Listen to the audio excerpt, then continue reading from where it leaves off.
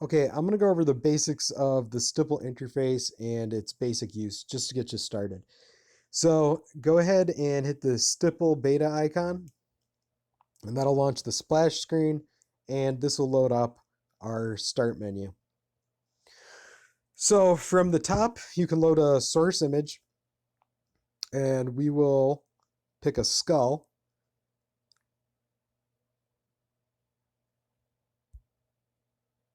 And we can choose between draw mode or paint mode. We'll leave it at draw mode for now. You can choose a dot color or a background color. We're going to just stick with the default black and white. And you can pick a draw style. And this just controls some dot size, brush size stuff. And it's not all that important. So we'll just leave it at medium detail. So go ahead and hit start drawing.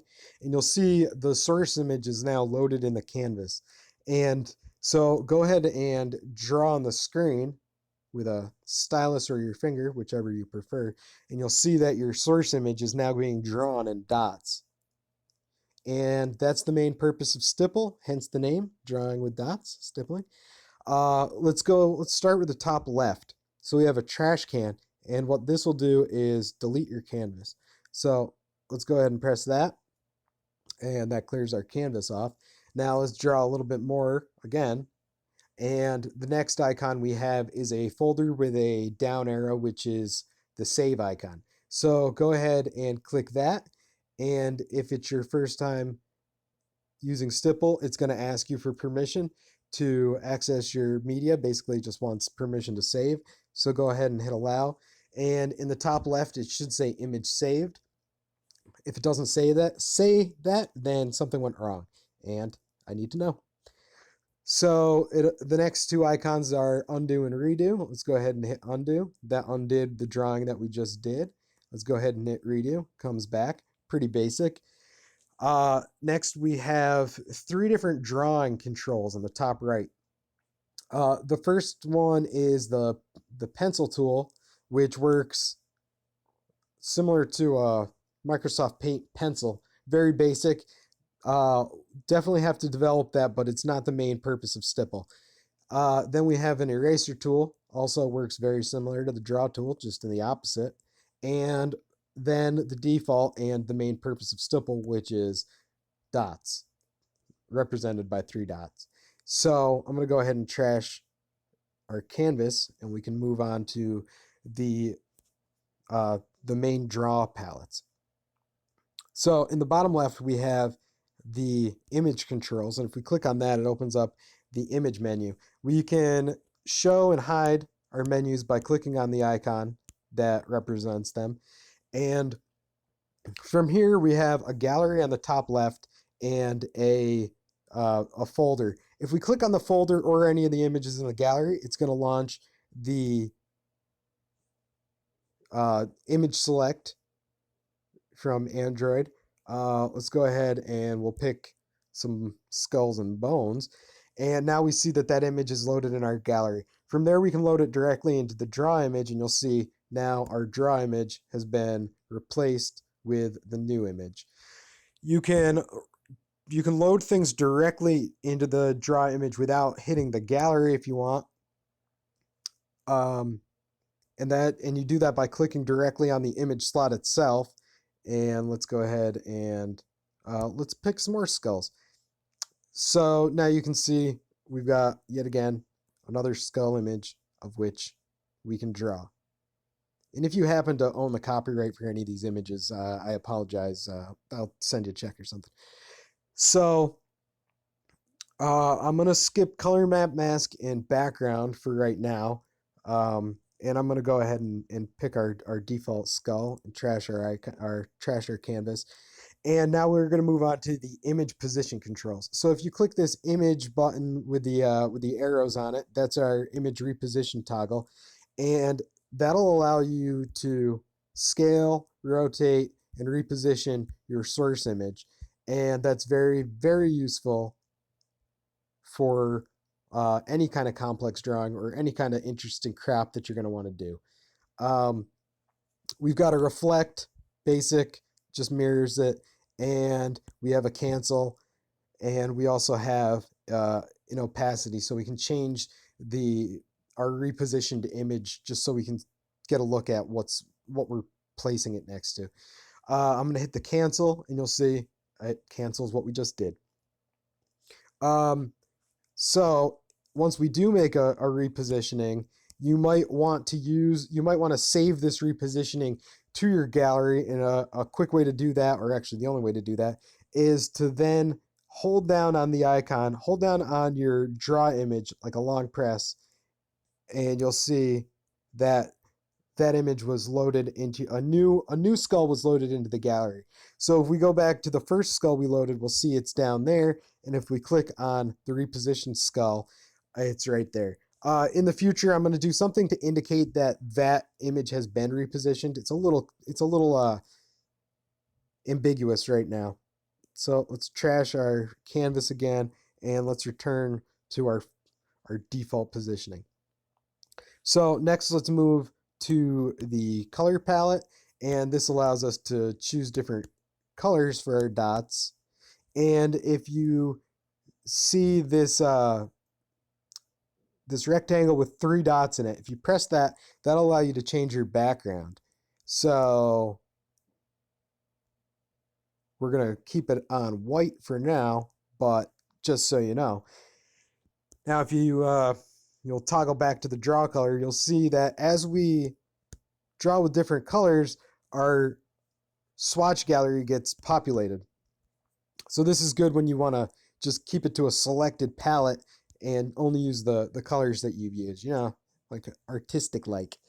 So let's trash the palette again. Oh, we've got an opacity slider. Works as you'd think it would. It just draws lighter dots. Very useful for drawing faded effects. Once again, let's trash, and I'm gonna jump ahead to the brush size palette just so I can show you what hardness does. And hardness will just draw a softer dot, so that's also cool for faded effects. The cloud drawings, the fire drawings, those images I use the hardness and opacity at very low settings, and it creates kind of a cool cloudy effect. Let's pull those back up. Now we also have a blend mode, and I'm noticing not labeled, but we have a blend mode, and these kind of work like the traditional Photoshop blend modes. Not quite as you'd expect, but we'll work on making those better. So one cool one is glow, and you'll see it makes glowy dots. If we put our hardness down a little bit, let's trash again, you'll see this makes some really cool effects. And let's switch to black, and you'll see now we have some pretty cool glowing dots. The star drawings that I do, that's what I'm using. I'm hoping you guys do some cool stuff with this. Let's go back to the normal dots and let's continue to the brush size. So as I showed you before, or as I jumped to before, I changed the dot size to make the dot size bigger. So the first option is for dot size. You'll see that this slider has 2 circles on it, and they represent your minimum and your maximum dot size. So if we pull these further to the right, you'll notice that we have very big dots. Dots so big that they hardly even show the detail of the image, but they kind of do. So then if we pull them to the middle, you'll see we've got some medium-sized dots. And if we pull this all the way to the right, we can get small dots. And if we keep going and pull our big dot, our max dot, to a very small size, we can get some real tight stipples, almost like photographic grain stipples. So we also have brush size. If brush size is to the left, we have a little radius that we're drawing dots in. We move it to the right a little bit, we've got a bigger one, and to the right yet again, we have an even bigger brush. Starts to get a little laggy on my cheapo tablet, but give it a break. It's doing a lot of work. So the density slider, the next one that controls how dense our brush is. You'll see if we put it to the right, we're drawing very dense. Our brush is very dense. And if we put it to the left, let's do a quick trash, you'll see very light dots. Although if we keep drawing with it, it'll eventually populate all the areas that the more dense brush will. So keep that in mind. If you're trying to do subtle fades, keep that density down and you'll get some interesting effects. Next up, let's move to the levels palette. This is where we get a little bit complicated. For the most part, and in the beginning, you can just keep this setting at auto. You'll see this A with a lightning bolt. This is the auto setting, and what that's doing, let's change the dot sizes a little bit.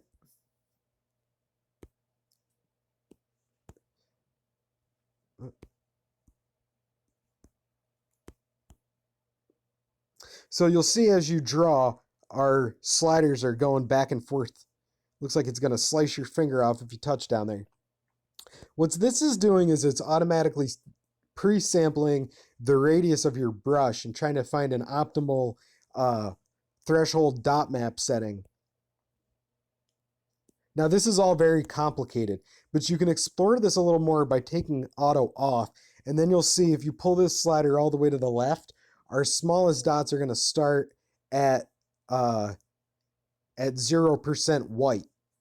And if we pull this to, so what ends up happening is you get very congested and almost like you can't see the source image at all, or you can't even see what you're drawing. But if you pull this to the right a little bit more, you'll see that the cutoff is much further down the gray scale. So it's drawing from like about 66% gray, let's say, up until totally black. So it's cutting out the midtones and only drawing like the dark spots.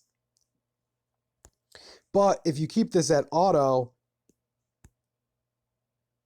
it's pre-sampling and it's trying to pick the best contrast.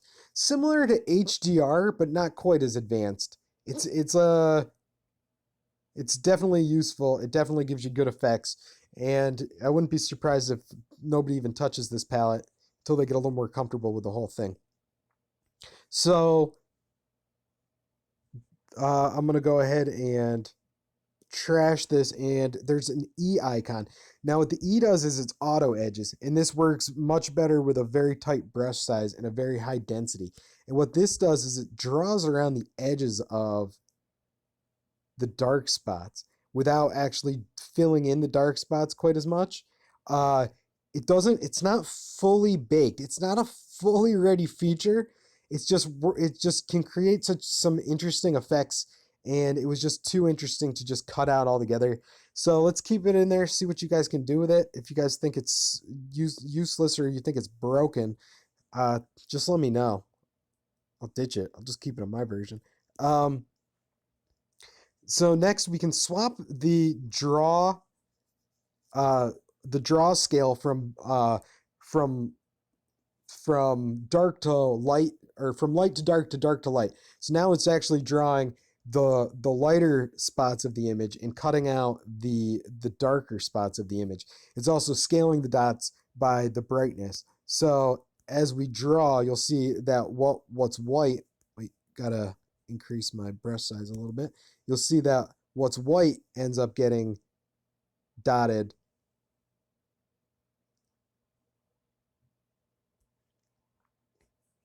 and what's dark doesn't get filled in. This creates some really cool effects. Most of my images actually are drawn with a black background and light dots. I think it's a cooler effect. We're not going to get into too much about the difference between the threshold and the dot map. This is a little confusing. There's this lock icon. You can move these controls independently of each other, but for now, I'd say keep them together. It's I mean, you can play. I encourage you to play around. Just can get a little complicated. I think I'm kind of a confusing guy. I think I kind of make confusing tools. So that pretty much covers the levels palette.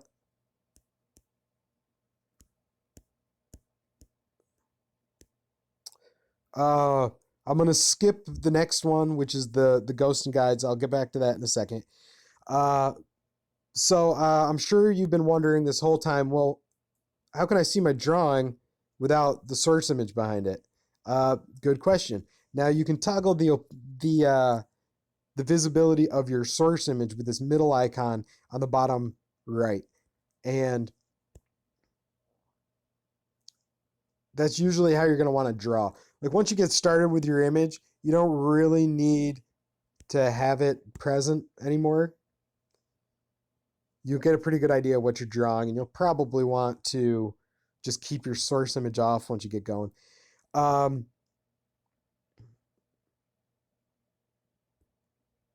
bring it back.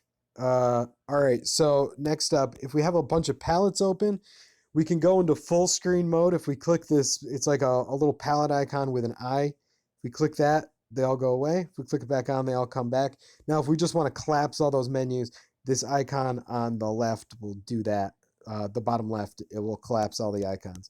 So again, if you want to close individual palettes, you can click on the icon that launched it. If you want to close all the palettes at once, you can click the collapse all icon. Let's see. One last thing, now that we know the palettes a little bit more.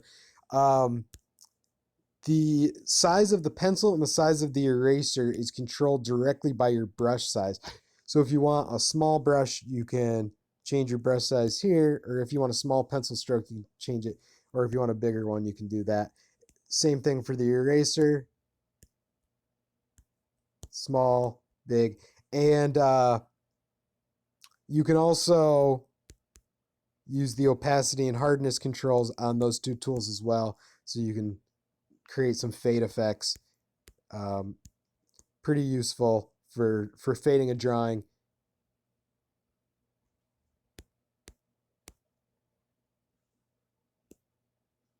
Okay, I think that covers the basics. I'm real glad that you guys watched this. I'm real glad that you guys are testing this. Tell me what you think. Show me what you draw with it. Yeah, again, thank you. And that's all.